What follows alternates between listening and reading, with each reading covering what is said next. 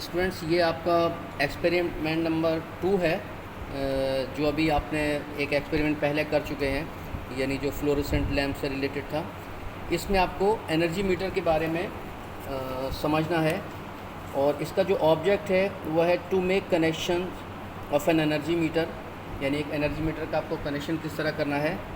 ये कनेक्शन यहाँ पे सर्किट डायग्राम में भी शो किया हुआ है। To measure energy consumed by a 1000 watt load, एक गिवन टाइम में उसमें एनर्जी मेज़र करना है, और to measure error in the metre.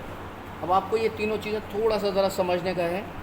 तो एक तो इसका कनेक्शन है, जैसे आप यहाँ पे देखेंगे, बेसिकली एनर्जी मीटर है क्या, जो भी आप इलेक्ट्रिकल एनर्जी कंज्यूम कर रहे हैं, आपके एंड पे जो कंजम्पशन हो रहा है उसको ये रिकॉर्ड कर लेगा।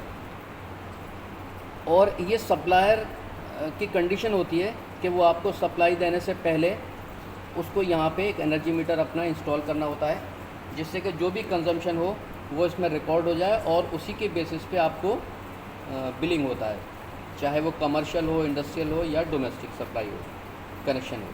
तो अभी आप देखेंगे यहाँ पे, देखिए ये फेज़ यहाँ कनेक्ट हुआ।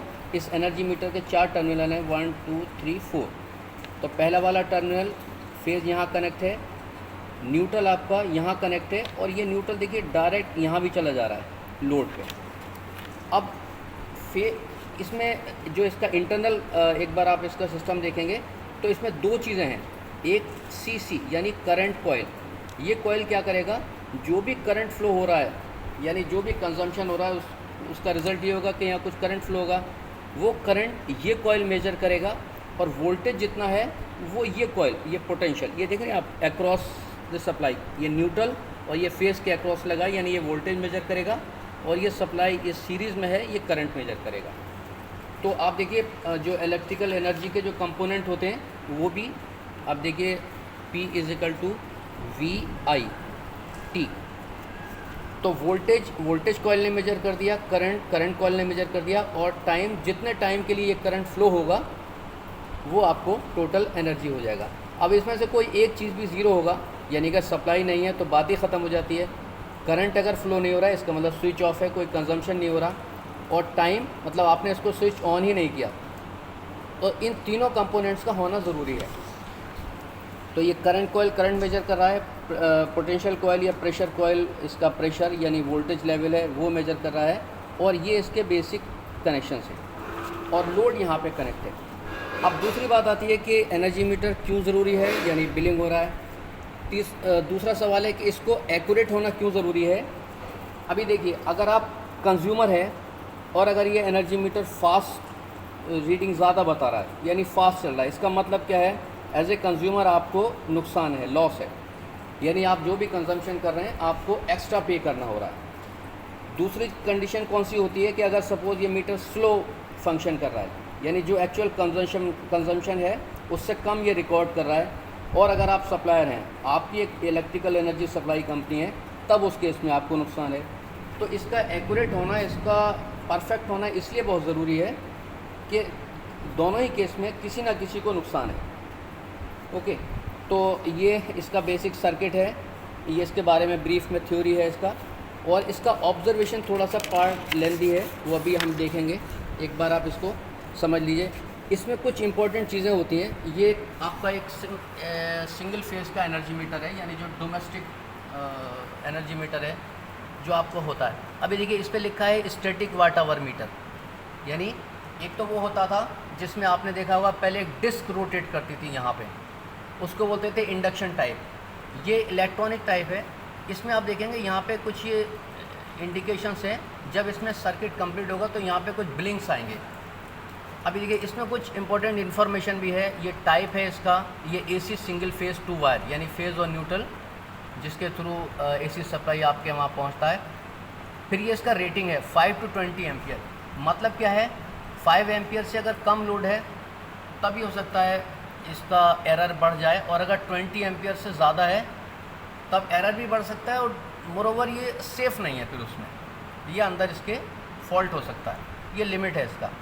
उसके बाद ये क्या मेक है इसका, मैन्युफैक्चरिंग डेट क्या है इसकी, किस टेम्परेचर पे इसको ऑपरेट करना है, ये इसका वोल्टेज लेवल है 240 वोल्ट 50 हर्ट्ज़।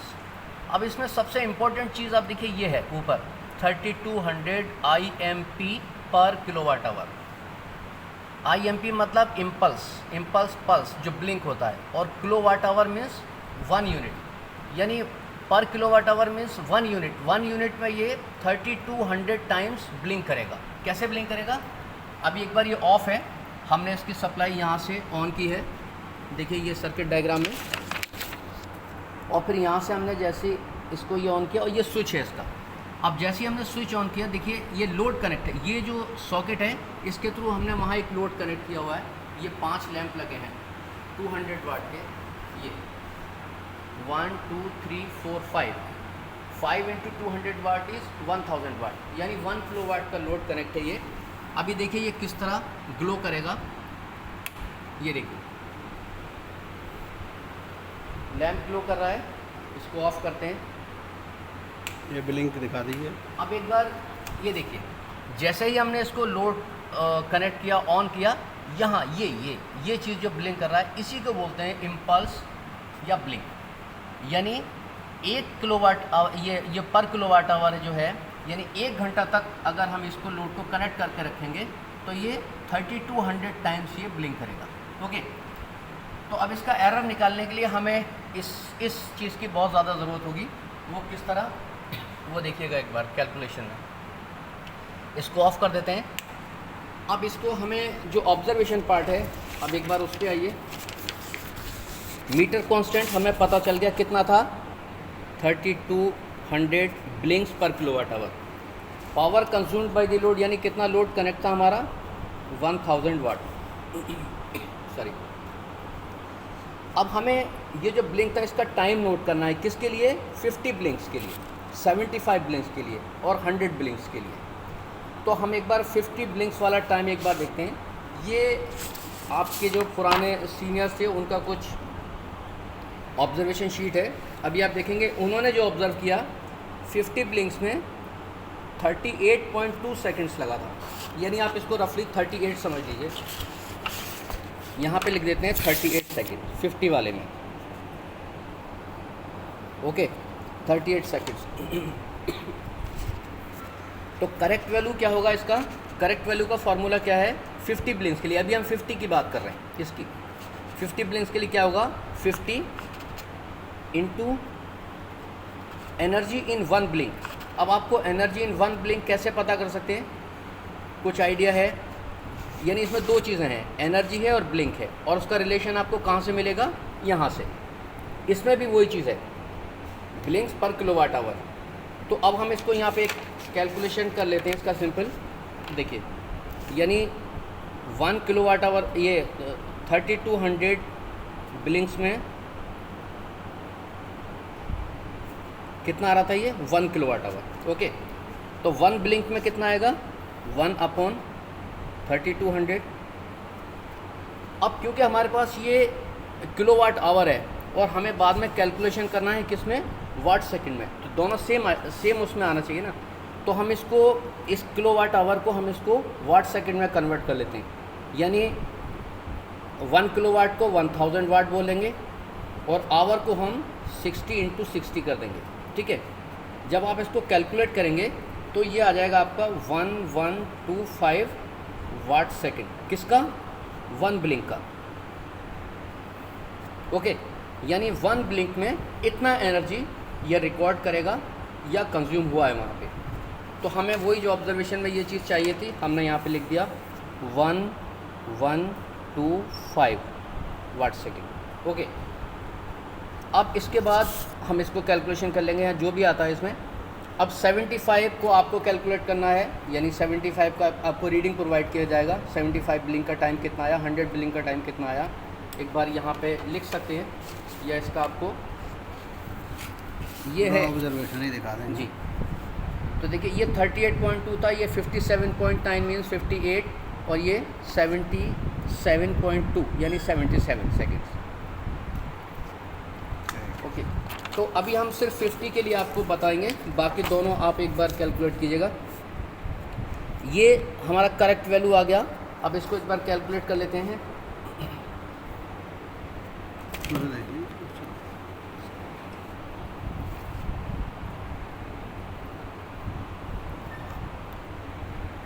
ये देखिए 50 के लिए है तो यानी 50 से मल्टीप्लाई करेंगे और 1 ब्लिंक में कितना आ रहा है 1125 56250। ओके, ये हमारा आ गया इज इक्वल टू 56250। ओके, ये वाला वैल्यू यानी ये 1 ब्लिंक में इतना है और 50 ब्लिंक्स में 56250 वाट सेकेंड। ये 50 के लिए आ गया आपका। अब आपको ऑब्जर्व वैल्यू देखना, ये वाला observe value of energy meter corresponding to 50 blinks. अब इसके लिए देखिए इसमें क्या क्या कंपोनेंट है। टाइम फॉर 50 ब्लिंक्स, कितना टाइम आया था हमारा ऊपर, ये 38, यानी इसको हमने किया 38 इंटू लोड कितना था हमारा 1000 वाट, तो ये सिंपल 38,000 वाट सेकेंड। ओके, क्योंकि ये टाइम है, ये वाट है, 38,000 वाट सेकेंड और ये 56250 वाट सेकेंड, ये वाला। अब आप देखिए 75 का आप कैलकुलेट करेंगे, 75 को मल्टीप्लाई, ये टाइम 75 के ब्लिंक्स के लिए जितना भी लगा उसको लोड से मल्टीप्लाई करेंगे। इसमें कंफ्यूज अक्सर ये होते हैं लोग कि यहाँ पे आपको सिर्फ सिंपली 50, 75 और 100 से मल्टीप्लाई करना है, किसको, एनर्जी इन 1 ब्लिंक। लेकिन यहाँ आपको 50, 75 और 100 का जो टाइम लगा है उसको मल्टीप्लाई करना है लोड से। तो दो आपके पास वैल्यू आ गई, एक करेक्ट वैल्यू और एक ऑब्जर्व वैल्यू 50 के करस्पॉन्डिंग। अब आप यहाँ पे इसको कैलकुलेशन करेंगे। तो ऑब्जर्व वैल्यू आपका कितना है, ऊपर ये देखिए ऑब्जर्व वैल्यू है आपका, ये फार्मूले में पुट करेंगे वैल्यू 38,000 माइनस करेक्ट वैल्यू कितना है ऊपर, ये 56250 divided by again correct value, यानी कौन सा वाला, ये वाला 56250 और इसको परसेंटेज में हमें निकालना है इसलिए 100। अब देखिए क्या आता है ये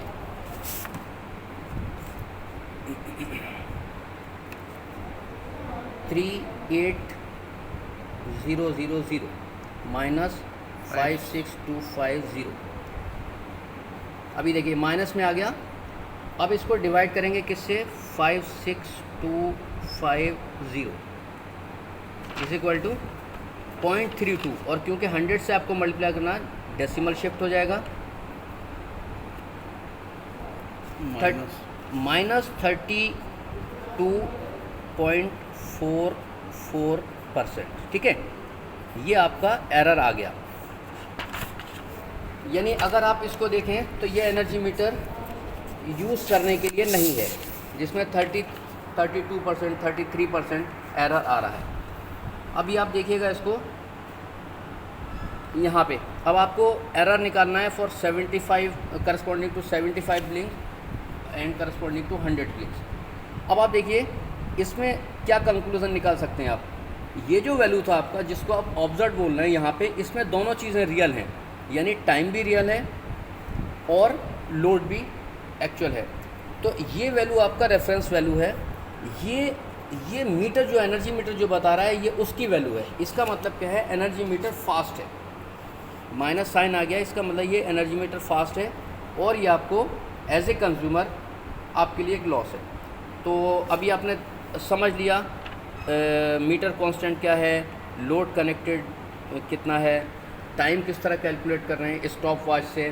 किसी भी एक बिलिंग पे स्टॉप वॉच को 0 काउंट करके फिर 1 2 3 4 50 काउंट करना है, जो भी टाइम आता है यहाँ नोट कर लिया। 1 बिलिंग के लिए जो भी एनर्जी आता है वो यहाँ पे हमने किया, इसलिए 50 का वैल्यू ये निकल गया और ऑब्जर्व वैल्यू हमने यहाँ ले लिया, टाइम के करस्पॉन्डिंग वैल्यू है ये, और उसके बाद हमने इसके लिए एरर निकाल दिया। अब इसी तरह आपको दोनों इसका एरर निकालना है। ये जो एक ऑब्जर्वेशन शीट है पुराना, इसमें आप देखिए ये टूल सेपरेटर्स है, यानी एक एनर्जी मीटर है, इसके बाद एक MCB है, ये एक लैंप है, लैंप 200 वाट का है 5, और ये स्विच है, स्विच ये वाला। अब इसमें देखेंगे MCB का कोई वैल्यू या तो नहीं है या गलत लिखा है। ये देखिए MCB में ये होता है, ये वैल्यू है, ये MCB यानी मिनिएचर सर्किट ब्रेकर। तो ये B16। अब ये ABC एक अलग चीज़ है, वो आप जब एडवांस उसमें जाएंगे तब पढ़ेंगे। ये इसका कैरेक्टरिस्टिक होता है MCB का, किस लोड के लिए, किस टाइप ऑफ लोड के लिए कौन सा MCB सेलेक्ट करना है, A type, B type, C type. और ये 16 है जो इसका करंट कैरिंग कैपेसिटी है। तो यहाँ हम इसको लिख देंगे MCB का जो ये है बेसिकली सिंगल पोल MCB है 16 एम्पियर का। सिंगल पोल मीन्स सिर्फ एक फेस कनेक्ट हो रहा है। ये आप देखेंगे तो ये डबल पोल है, ठीक है। इसी तरह आप थोड़ा साइड में देखेंगे तो ये ट्रिपल पोल है, और इधर देखेंगे तो ये 4 पोल है। तो अलग अलग एप्लीकेशन के लिए अलग अलग MCB आपको देखना होगा, आपको सेलेक्ट करना होगा। तो ये आपका एक ऑब्जर्वेशन हुआ, ये पुरानी एक ऑब्जर्वेशन शीट है, ये आपने कैलकुलेशन सैम्पल के तौर पे देख लिया। अब आपको इसका कैलकुलेशन करना है और इसको जो भी रीडिंग मटेरियल है उसको थॉरोली पढ़ना है बुक के साथ। Thank you.